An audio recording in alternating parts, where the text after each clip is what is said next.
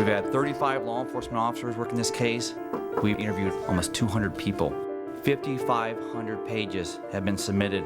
We re-examined over 100 items of evidence. It was some blood evidence. And we're very pleased where we're at with this case. The tiny Coquille, Oregon Police Department has reserved a special space for their most important case. This is our Leah room. Filled with charts tracking the main characters. This is her boyfriend. That's Nick McGuffin. Okay. And his family's all here. We have Leah's Freeman's shoes here, Leah's undergarment. We also have a tank top that she was wearing at the time of disappearance. Among the Vidocq Society's suggestions to recharge the long dormant case is to take some of the old evidence and retest it for DNA.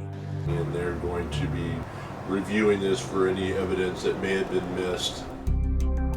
Detectives find Nick's old Mustang, which was unsuccessfully searched and sprayed with luminol to test for the presence of blood during the initial investigation, but not until 3 weeks after Leah disappeared. Plenty of time to dispose of any evidence, says the chief. There was nothing in there. It had been cleaned, it had been wiped. There was just nothing there. Chief Daniels has the crime lab look again, dismantling the trunk. We have suspicion that might have been where Leah went after her death. Maybe some blood seeped into the bolts areas, in areas of cracks and corners. And in what appears to be a huge break in the case, police find out that Nick was riding in a second car the night of the murder. Around midnight, he stops at another girl's house, a girl named Kristen Steinhoff, who will become a key, if reluctant, witness in the case. Nick's in there saying, help me, I need help. They hook up, they jump in Kristen's car, which is a borrowed car. That car, a Kia, was never searched a decade ago. And now it's on the other side of the state. So detectives Chris Webley and Ray McNeely are sent to buy it from the new owner and bring it back. Hey, it's all yours. They told me that supposedly my car had been involved in a murder back in 2000. Oddly enough, this car too had been thoroughly cleaned. Air fresheners placed in the passenger compartment and the trunk before it was returned by Kristen and Nick in the early morning hours after Leah's murder. Surprisingly, the fresheners are still there 10 years later. The suspect had cleaned it beyond anything he would have expected, put air fresheners in it. But besides an air freshener, the detectives spot what they hope is a smoking gun. Finally, perhaps hard evidence that can be analyzed by the crime lab. They found what they consider human blood in the car, and that evidence was sent to the Portland DNA crime lab. And while that's going on, the reluctant Kristen Steinhoff, yes, that's her 10 years later, is called in by the chief for more questioning and a lie detector test. At the station, Kristen does not do well, denying any direct knowledge of Leah's murder. I don't know how she died. He didn't tell me anything. I didn't even know who the hell she was. Kristen Steinhoff fails the polygraph, inadmissible in court, but valuable to police who use it as a tool to try and pry more information from her. Yeah, but I don't understand why I failed. I don't know anything. I'm telling the truth, and I don't understand why I failed on those questions. You're holding back that piece of information. No, I'm not. If I knew, I would have said something by now. I'm not the kind of person that can hold that, and I would not be able to live with myself. But Kristen had already revealed damaging information about that night in an audio interview back in 2002.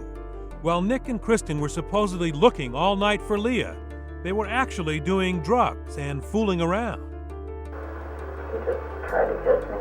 Did this happen in your bedroom? Yeah. And he leaned over me. I didn't really kiss him back. I put my lips on his. And this guy tries to put a move on you. He tried to have sex with me, and then I told him he had to stop. They do meth that night.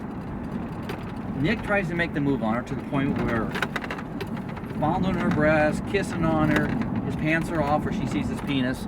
I mean, here's a guy that's worried about his girlfriend, he's frantic about it, she's missing, oh my, but he's making a move on this girl.